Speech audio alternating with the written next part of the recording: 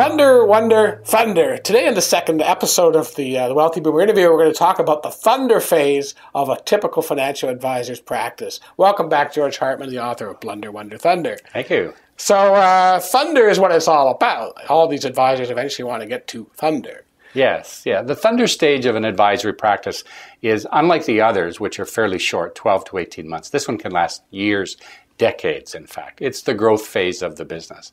And for many advisors who are successful in answering the questions in the wondering stage right, this can be a period of growth that's beyond their expectations. And so in your book, you describe case studies. I'm not sure if they're real names or not. You know, they're real people. They're real people. Their names have been changed to protect the guilty. Yeah. Well, I mean, typically there's one I remember that was, had an $80 million book, and he wants to get to $200 million in 10 years. And you take him through, like, do you want to work a 4-day week? You want to be the rainmaker, etc. So take me through that particular one case. Well, we follow one particular advisor through the book. There are other vignettes we bring in, but in the case of Henry, we follow him from start to finish in a coaching relationship. And this is based on a real-life situation where we basically have to get the advisor, in this case Henry, to articulate what they want to be when they grow up. And once they have been able to express that vision, the rest of the pieces are relatively straightforward. If we know how big we want to become, we know what role we want to play, then all we got to do is make sure all the other things get done. And the foreword for the book, although it's not on the cover, is Jim Rogers, who famously out of Vancouver, whose Rogers Group, I guess he started. He was a good example of how you wean customers from him and pass them on to the other people. Jim would be a poster boy for this book, for sure, which is one of the reasons I asked him to honor me by writing the foreword. He does epitomize a very conscientious, strategic approach to building a business to high value and then planning a gradual and very successful exit from it, ensuring that his clients are well looked after he is gone.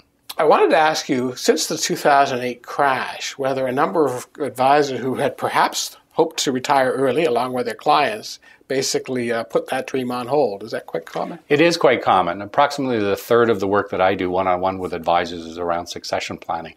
And I would say of those, probably 25 to 30% of those have delayed their own retirement. And not just because for financial reasons, not just because the money isn't there. Also, they feel they want to make sure their clients are repositioned better and have recovered to the extent that they could before they turn them loose to someone else. So thunder really is about building your practice to whatever it is. I know there are billion-dollar books out there. Sure, there are. 200 million, 300 million. And you sell the practice like any other business, and then you go off and do something else, write books or something. That's right. But then you use another phrase, which is plunder.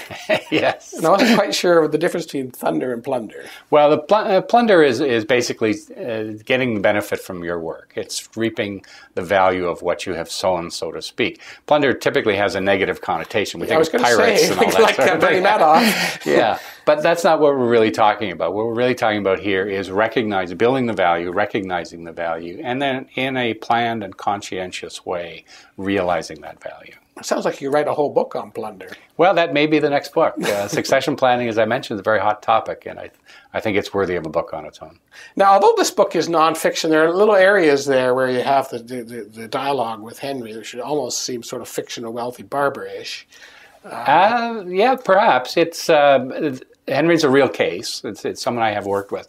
Obviously, in the context of a book, we try to make it readable, and so I hope it doesn't appear too contrived. But those are real conversations that we had in one form or another.